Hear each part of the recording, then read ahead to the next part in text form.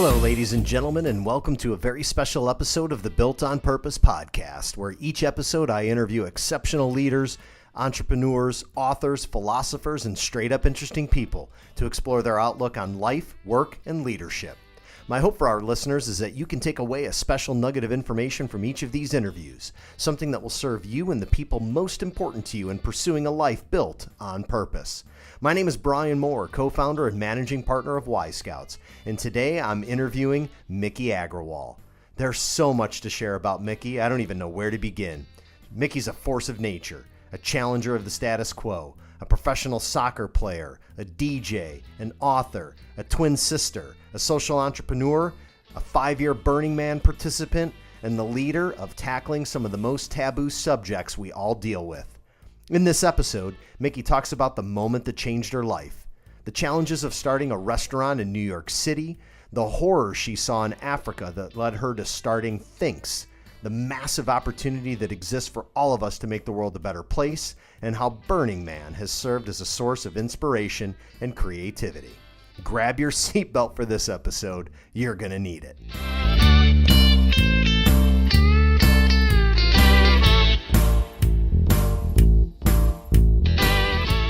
Well, Miki, it is just such a pleasure to have the opportunity to chat with you. And there's a good chance some of the listeners have been living under a rock. And so I want to give everybody a little bit of sense of your background. Can you just share a little bit about your upbringing? Because it's incredibly fascinating. And maybe take us through your journey a little bit in some of your early career years.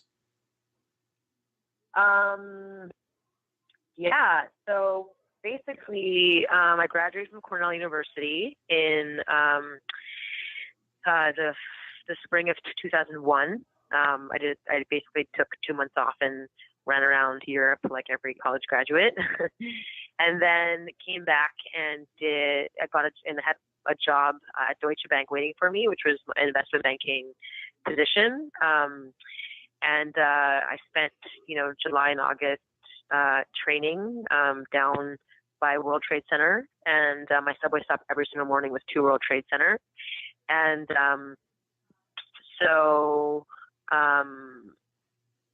my first official day of my job was the first week in September of 2001. And so I would basically go to World Trade Center, walk upstairs, and get tea with my girlfriend who worked on the 100th floor at Aon, and then walk across the street to my job, Deutsche Bank, which is directly across the street from World Trade Center. And then we all know what happened 10 days later, or 11 days later, 9/11 happened. And 700 people in my girlfriend Laura's office died. 2 people in my office died.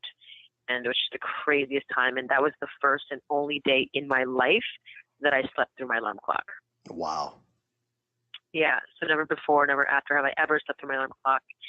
And so that's when I really realized that the mystery of life is that you never know when it's going to end. So the time was absolutely now to make it count.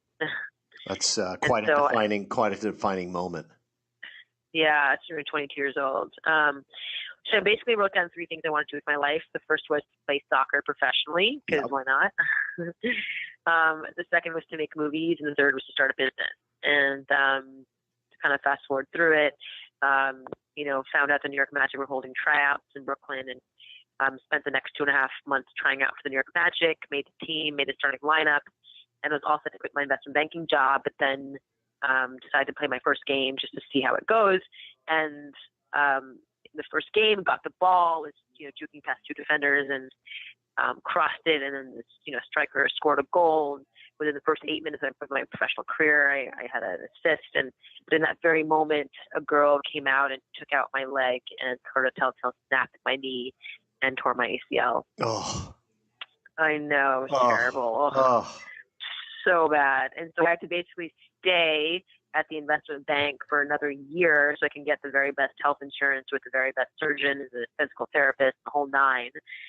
And then so I went back out again the following year, made the team again, made the starting lineup again against all odds, and then in the semifinal game tore my other ACL. Oh my God. Yeah. So is that the universe trying to tell you something, or just bad luck? Oh yeah. So I'm curious Um, from your soccer days. First of all, was soccer real big for you growing up? Was it a family tradition? Was it something that your folks or other family members had imparted upon you? yeah, I mean, the entrepreneurial spirit, you mean? No, the game itself. I mean, to play soccer, obviously, to play at a professional level like that. I'm assuming you were playing all your life. Oh yeah, I started playing when I was 4 years old. My dad was my soccer coach. My mom was my assistant coach. I grew up. I played on. Went to national championships with my team growing up, many years in a row, and all my teammates in growing up went to D1 colleges in the states, um, yeah, played all 4 years at Cornell, and wanted to. I just love. It was like I was defined as a soccer player my whole life. So it was an obvious, I really wanted to see how it, if it could happen. Yeah. So, I'm curious from your Major League Soccer experiences, is there a big takeaway that you were able to apply to what has been just a series of super successful entrepreneurial opportunities, which we're going to get to in a minute? But is there a big lesson learned from playing soccer at that elite level that applies to what you're doing every day? Oh yeah, I definitely think that, like when you lose a soccer game, you have to bounce back up and play the next day with your heart out. And I think, sports teaches you that in such an important way that, when you run into adversity, when you fail, when you lose, you still have to pick yourself up and just work hard the next day for another win. And I think sports prepares you tremendously for the business world, especially handling failure. Yeah, absolutely. So obviously, you're not at Deutsche Bank anymore. That experience got you, a good start, and then you decided to start a restaurant. Is that? Do I have the chronology Yeah. correct here? Yes. And so, no, so after soccer, I basically worked in the film business for a couple of years. And while I was working in the film business, something kept happening to me over and over again. I kept having these stomach aches. And, working on set of commercials and music videos, you just would eat craft service and just eat crappy food all day long. I was, I was just like chowing on like pigs in the blanket and processed crap all day long. I would keep coming home with horrible stomach aches. And finally, eventually I said, enough is enough. Like, what's happening to my stomach? And researched it. And discovered that the massive processed food industry discovered that, the bleach flour and processed dairy and hormones and pesticides and, and preservatives and the whole nine, it was a real thing in causing, helping cause over 1 billion obese people on the planet, in addition to a billion hungry people on the planet, and causing a lot of allergies and afflictions. And so that was my first big aha moment, my first business idea. The first, business idea came from realizing that, oh wow, at the time I had to give up pizza. I couldn't eat pizza anymore. It was bleached flour, processed cheese, processed toppings, sugar-filled sauce. It's just really bad for you. And so I was like, oh wow, what if we can take this food that everyone knows and loves? Pizza is a $32 billion industry. Americans eat 100 acres of pizza every single day. It's crazy. Oh my God. And we clearly love pizza. And so, just wanted to, so said, why don't we take this beloved food and turn it on its head? And use, gluten-free flours, hormone-free cheeses, local seasonal organic toppings, and, create an alternative pizza place. And that was the first idea of my first business. And this was the genesis of Wild. This was the genesis of Wild. Yeah. And the website for that is eatdrinkwild.com.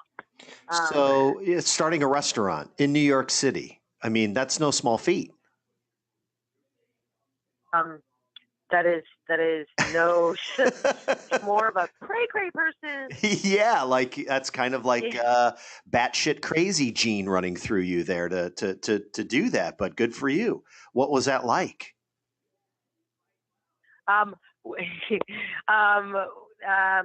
What was which part? Like, the beginning, the courage, the challenge, the headwinds, the first few years just to get this thing off the ground. oh my God, it was like the most painful, like punches to the face, wake up call I've ever experienced in my entire life. You know, we are, oof, yeah, I basically spent the next 7 years really living 7 days a week in my restaurants, like really working till 2 o'clock in the morning, like, you know, just trying to figure out how to make it work. You know, I think everyone at some point in their lives should work in the restaurant business because it teaches you how to be humble. It teaches you how to work with hangry people. You're dealing with, like, you know, consistent food being delivered the same way in the exact same timing. You know, the pizza gets cooked a little bit too much, a little bit too little. It's not good. It has to be the perfect amount of cooking. You have to have the timing right. You have to know when to order or reorder new products. You have to know when to pay your employees. You have to know, like, you know, when to, you know, get all their licenses renewed. You have to, like, make sure the place is perfectly clean for the New York Health Department. And you have to, oh my God, taxes and accounting and oh my God, it's everything all just shoved in your face at once. And you just learn and you screw up and you learn and you screw up. And it was such a humbling experience. So through all of that, I know the restaurant's still alive. It's kicking. It's doing well. Yeah, there's 2 locations. Yeah. Share with us where along the journey did THINX come from and how that came to life. And I want to get into, you know, this focus, or at least this area that you seem to have focused on is kind of like these taboo subjects and these taboo things that many of us deal with, and frankly, we all deal with.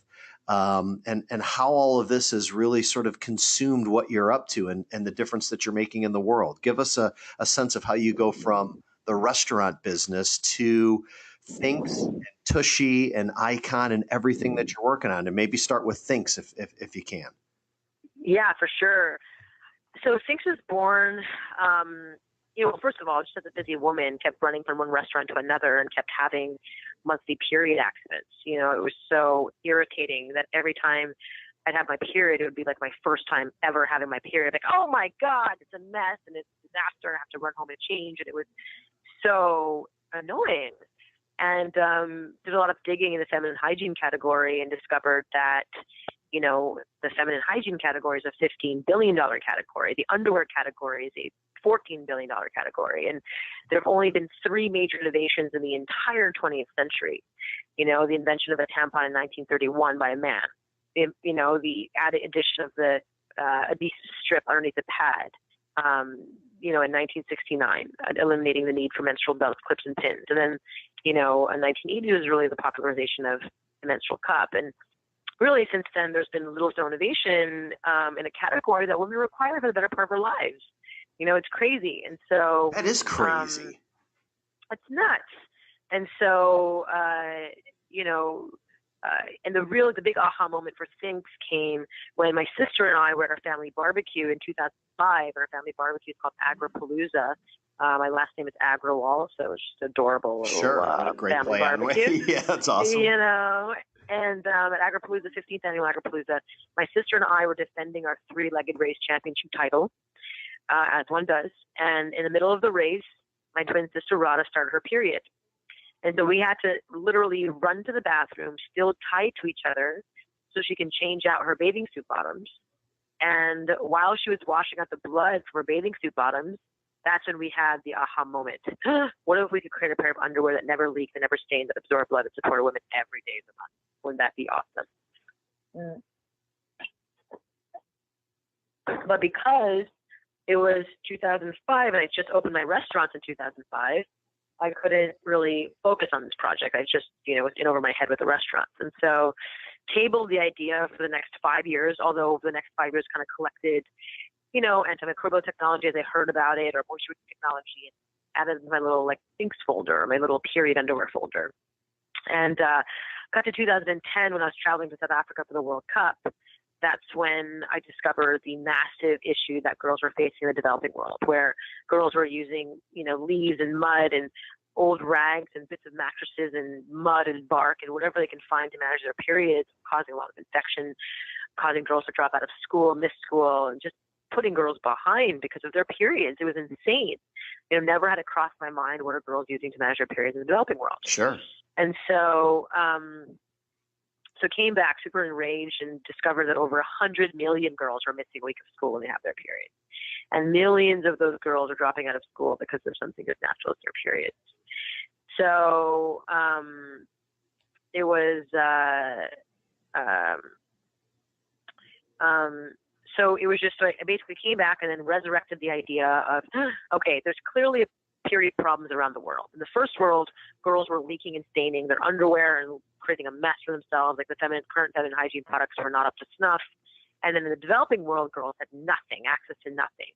And so what we wanted to do was like, okay, so let's create a pair of underwear. Let's take this underwear idea and actually make it leak-proof and absorbent and antimicrobial and moisture-wicking and actually support women during the most normal time of the month and make it look and feel like a regular pair of underwear. That was the most important part.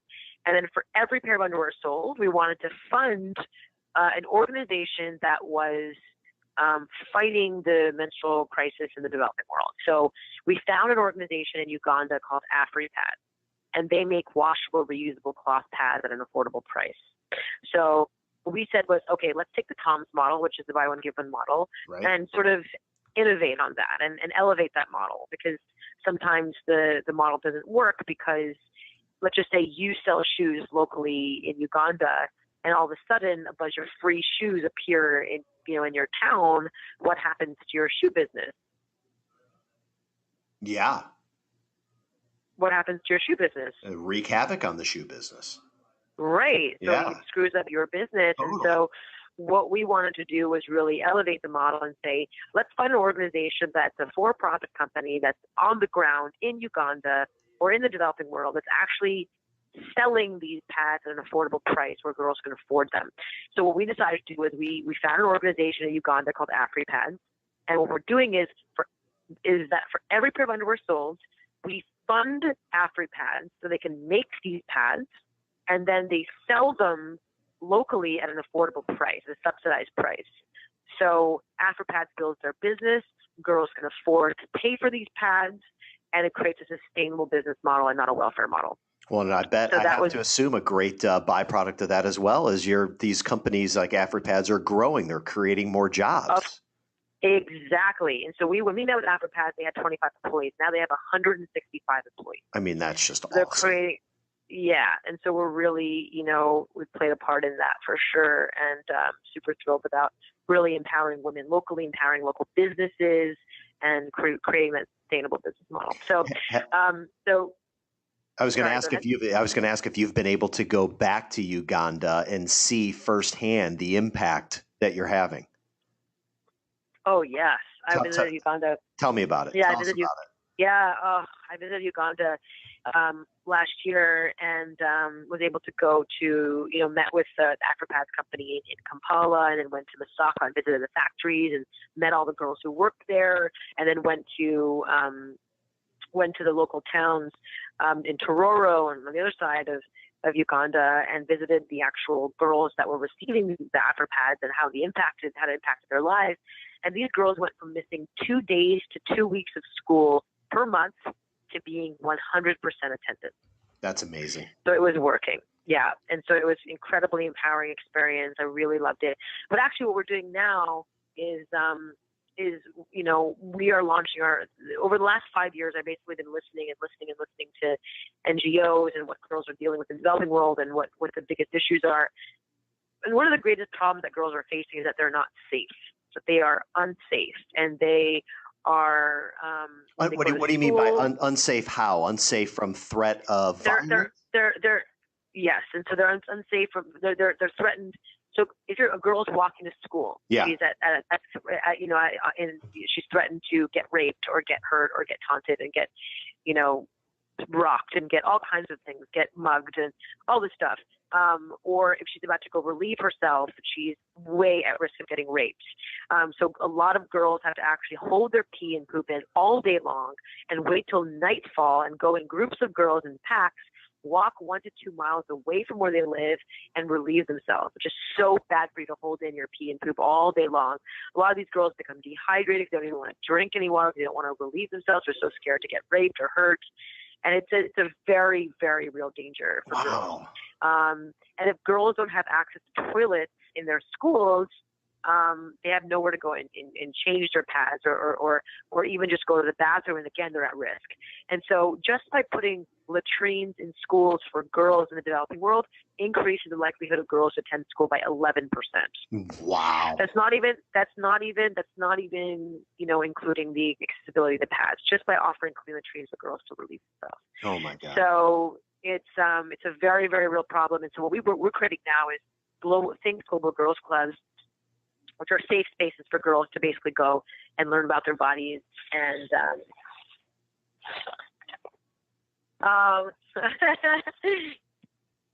to learn about their bodies, get menstrual products at subsidized prices, learn about self-defense, learn about personal finance, learn about entrepreneurship, and so that when they have a safe space to go and just be themselves without worrying about being harassed, dealing with all this bullshit they have to deal with on a daily basis. So, we're super excited to launch it. Unbelievable. So going back to THINX, really, I think, did I talk about what THINX is, or do you want to you already know that? Ask the question again. You were breaking up a little bit. Oh, I said, do you know what THINX is? Like what the actual product does, my THINX underwear? Oh, absolutely. Do I? Yes. Do all of our listeners? Likely not. Do you want to give a quick high-level overview of what it does? Sure. That'd be great. So basically, what, and I'm wearing THINX right now myself. So I'm on my 5th day of my period right now, for example, and I'm wearing my high-waisted THINX underwear.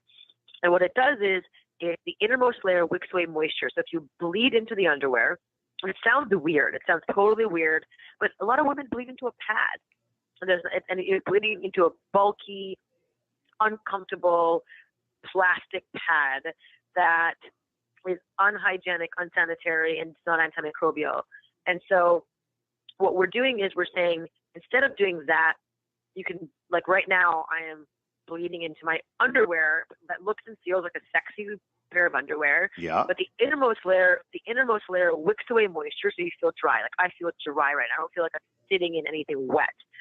Then it wicks through into a micro thin absorption layer, and it absorbs up to 2 full tampons worth of blood. And then the top layer is also antimicrobial. You don't have to worry about germs. And then the whole thing is leak proof, but it's breathable, so you'll never worry about leaking through it. And it's enveloped in a beautiful pair of underwear, again, that looks and feels like a regular pair of underwear. It doesn't feel like you're wearing a pad. That's what took us 3.5 years to develop the technology that really looks and feels like a regular pair of underwear. It's the most liberating thing. And if a woman feels uncomfortable wearing the underwear and bleeding right into the underwear, she can wear a tampon or a menstrual cup with the underwear and use the underwear as the perfect backup if they they'll never have to wear a panty liner again, which are super uncomfortable. So it really depends. We always say hashtag know your flow. You know your flow best. You know yourself best. You can start by wearing the underwear as a perfect backup, and as you get more comfortable with the underwear, you can start removing the tampon or the menstrual cup with it and just wear them by themselves. You'll see how magical and how liberating it is to wear them. So if our listeners, those that have an interest in this, want to get themselves a pair or 2 or 3 or 4, what's the best way for them to go about doing that? Oh, they just go to shethinx.com. And it's SHETHINX.com, correct? That's correct. Great. shethinx.com. And you can go and you can actually buy different underwear that has different flow levels. So our hip hugger holds 2 full tampons worth of blood, such a heavy flow pair. Our sport and our high waist are medium flow pair. So on your 3rd and 4th day, you can wear those underwear by themselves. On your light days, you can wear a cheeky or a boy short, and then on our lightest days, or last couple of days, where there's feeling like drop, you're basically wearing the thong. We have the thong underwear.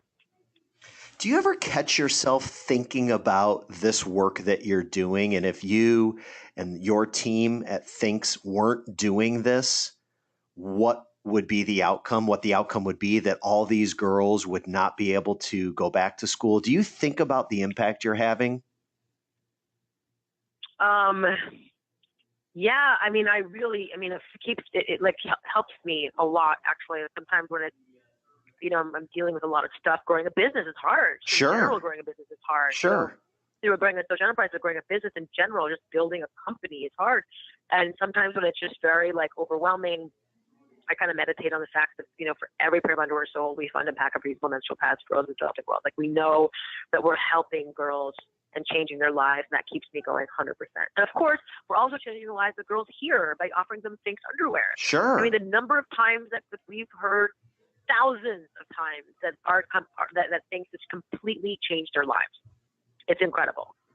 So I know we don't have a ton of time, but can we talk about TUSHY just for a minute? Yes. So, and Absolutely. again, it falls into this sort of, south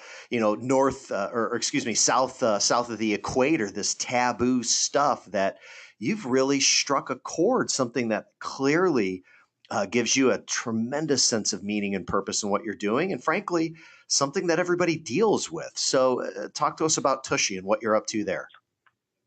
Yeah, so TUSHY is something that's so near and dear to my heart, because, again, we're thinking about elevating the first world experience while fighting a crisis in the developing world. So right now, this crisis is a sanitation crisis. Right now, 40% of the world don't have proper sanitation. That's right now, a hard one child stat to digest. 40% of the world does not have access to proper sanitation. That's right. Right now, over 1 million children die under the age of 5 from just diarrhea. Oh, that's just right now, over 1 billion people are practicing open defecation, as in pooping outside like animals. Oh. People, human beings, 1 billion. It's 50% of hospital beds right now could be alleviated by having clean sanitation in Africa. I mean, it's unbelievable, the statistics, when you actually sit and look at them. So the global sanitation crisis is one of the biggest killers in the world, and again, it's taboo. People don't talk about shit. It's very unsexy, but it's one of the biggest problems in the world that's really killing humans and affecting humans. The second thing is here in the first world. Right now, the way we wipe our butts hasn't changed since 1890. Toilet paper was brought to this country in 1890 and popularized by Stott, Charman, and they put millions of dollars to commoditize toilet paper. And toilet paper is actually really bad for your health. You basically are wiping poop up your butt and sitting on that all day long. There are right now combined 27 million cases of urinary tract infections, yeast infections, and hemorrhoids per year that can be fully alleviated by replacing wiping your butt to toilet paper with using simply a bidet. So basically, what we're doing is we're bringing bidet attachments to America, which is like a simple little bidet that you clip onto your toilet, and you lift your toilet seat, you clip it on your toilet, and it simply connects to your clean toilet water behind your toilet. It takes 10 minutes to install. There's no plumbing, no electrical requirements. It costs between $57 and $84 to purchase, so anyone can afford it, and turns any toilet into a bidet. Wow. And rather than using toilet paper, you could just spray gentle water into your butt, properly cleaning yourself. We always say, if a bird poops on your face, would you take a piece of paper and smear poop on your face, or would you wash your face? I'm asking you. Right. I wash my face. There's no question. Right. Of course. So treat your butt like your face. It's clear. And so if you go to tushy.me, TUSHY.me, definitely do not go to tushy.com because it is a porn site. Go to tushy.me, and you'll be able to see our product. It's so easy to install. It costs so little to use, and it's the most game-changing thing you can do for yourself. Every doctor says the most hygienic thing you can possibly do for yourself is get a bidet, whether it's when you poop, whether it's pre and post sex cleanup, whether it's when you get your period, whether it's when you're dealing with any ovulation or any discharge, anything you need to get cleaned up down there, you can just simply sit in the toilet, turn the knob, it sprays clean water down there, and off you go. And right now, you know how many sheets of toilet paper the average American uses per day? I'll take a guess. 15. 57 What? sheets of toilet paper per day. The average American uses 57 sheets of toilet paper per day. Look it up. Wow. And, do you know how many gallons of water are required to make a single roll of toilet paper? Well, the way you asked the question, I'm going to guess quite a few. So 4 gallons. 37 gallons of water. To make a roll of toilet paper. Yes. To make one roll of toilet paper requires 37 gallons of water. Wow. And basically, because you have to press the paper down. Do you know how many trees get chopped down every single year to make toilet paper? I'll tell you, 15 million trees get chopped down every single year to make toilet paper. It is the most unsustainable, unhygienic commodity that's like a hoax and all about marketing. And it's just not good for you. And so what we're saying is get a bidet for yourself, elevating your life for affordably, inexpensively, easily, and help us fight the global sanitation crisis while you're at it. So for every Tushy sold, we are funding this organization in India called Samagra House that is fighting the global sanitation crisis, bringing clean latrines to communities who really desperately need them. And we're seeing huge results with them. That's just absolutely amazing, Miki. It's just awesome. Kudos and keep it up. Keep it up. What is there another taboo subject that's on your radar that you can talk about? Yes. Absolutely. The last thing I can talk about is the third P. So really, the first P is period. The second P is pee, as in like urine. And the third P is poop. And so we didn't really cover the second P, which is the urine part, the pee. Yeah, go and pee. P Number one versus number two. Yeah. Yeah.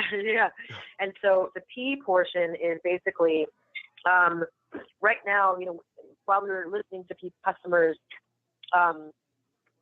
talk about THINX, and we're selling products to THINX customers. We heard a lot of customers say, well, I don't just use the underwear for periods, but I'm actually using it for when I leak a little bit. Because right now, over 1 in 3 women at some point in their lives will experience what you call urinary incontinence. When you laugh or cough or jog or run or whatever, you pee a little bit. It's super normal, and 1 in 3 women experience light bladder leakage. The incontinence category is a $4 billion category, and the only offerings right now are crappy things like Depends and Poise.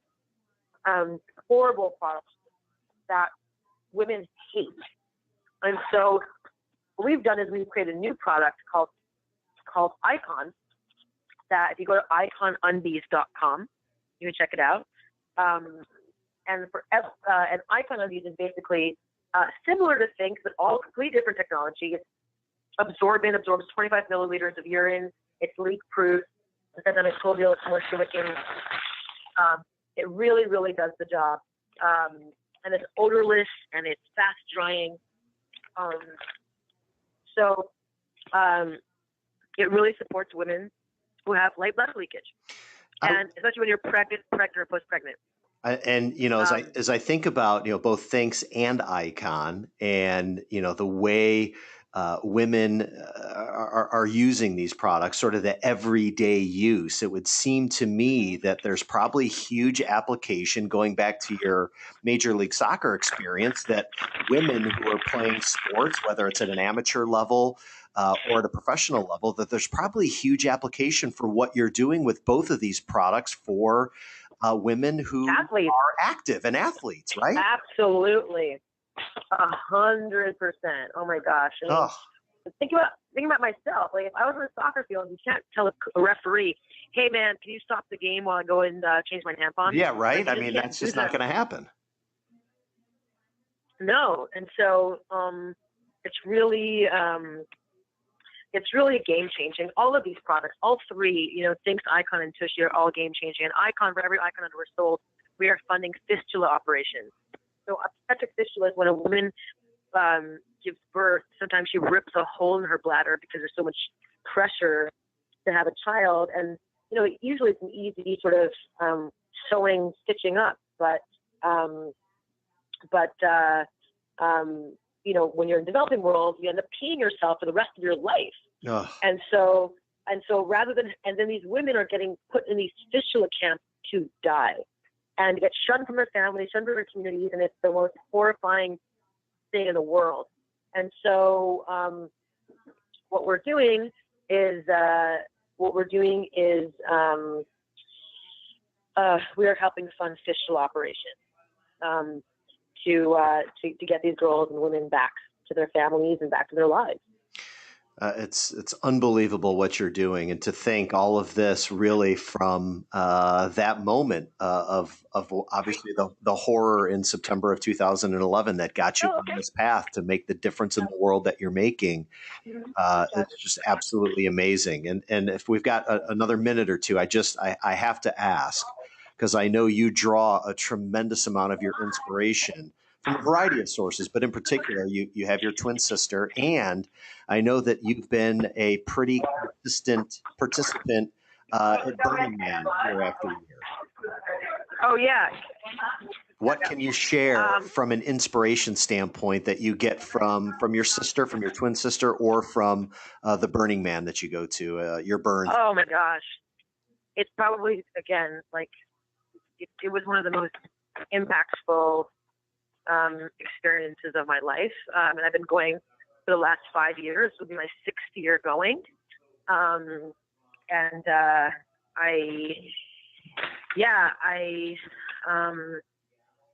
will probably go for the rest of my life.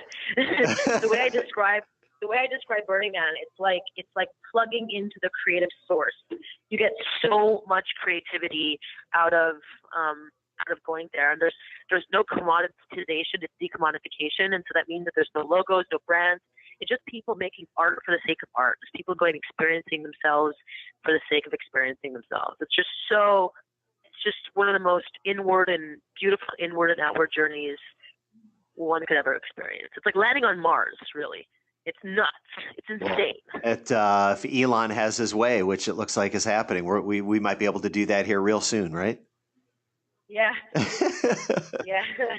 Well, Miki, I know you've got a busy schedule. I can't thank you enough for spending the time with us. You're awesome. I love chatting with you. I can't wait to see you again soon. Thank you, and keep up the kick-ass work. Until next time, thank you for listening, folks. You can obtain a transcribed version of this show and hear more interviews from the Built on Purpose podcast on our website, yscouts.com/podcast. There were quite a few questions I didn't have the opportunity to address during my time with Miki. I'm guessing, based on the interview, you may have a burning question or two as well. Miki has agreed to answer some further questions from our listeners, so please drop me a line at brian@yscouts.com with your questions, and I'll forward them on to Miki. If you enjoyed Miki's interview, there are several others I think you'll dig as well. Doug Rao, founder and CEO of The Daily Table and CEO of Conscious Capitalism, Kristen Hadid, the founder of Student Made, and Ann Rhodes, former Chief People Officer at Southwest Airlines and author of Built on Values, are just a few of the many episodes you can find at yscouts.com/podcast. I promise, more great interviews are on the way. Thanks again for listening.